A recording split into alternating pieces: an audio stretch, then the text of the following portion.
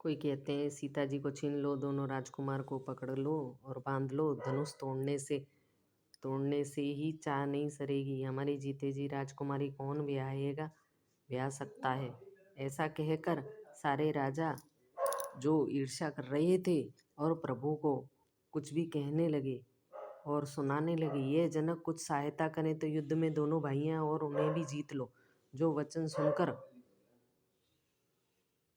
साधु राजा बोले, इस समाज को देखकर तो लाज भी लजा जाएगी। कितने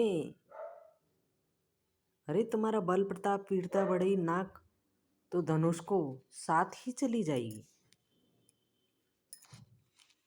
कहीं मिली कि नहीं ऐसी दुष्ट बुद्धि है, तभी तो विधाता ने तुम्हारे मुखों पर कालिक लगा दी है। ईर्ष्या घमंड और क्रोध छोड़कर सब नेत्र भरकर एक बार लक्ष्मण जी को देख लो। पतंगे मत बनो, प्रबल अग्नि जानकर उन पतंगे मत बन जाओ।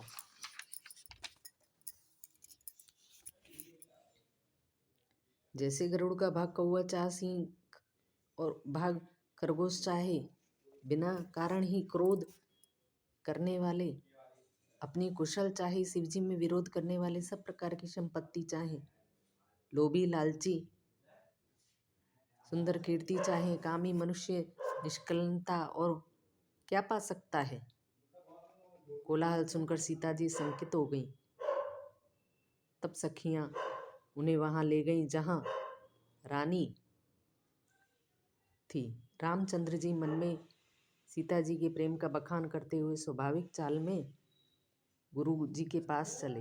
रानियों सहित सीता जी दुष्ट राजा के दुर्वचन सुनकर सोच के वश में है कि न जाने विधाता अब क्या करने वाली है। राजाओं के वचन सुनकर लक्ष्मण जी इधर उधर ताकते हैं, किंतु श्री राम जी के डर से कुछ नहीं बोल सकते हैं। अरुण नयन ब्रुक्टी कुटिल चितवन नृपहि सकोप, मनहु मत गज गन निरखी सिंधु किशोर ही चोप।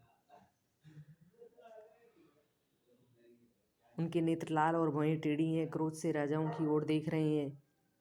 मतवाले हाथियों के झुंड देखकर सिंह के बच्चे को जोश आ गया हो, ऐसा वो देख रहे हैं।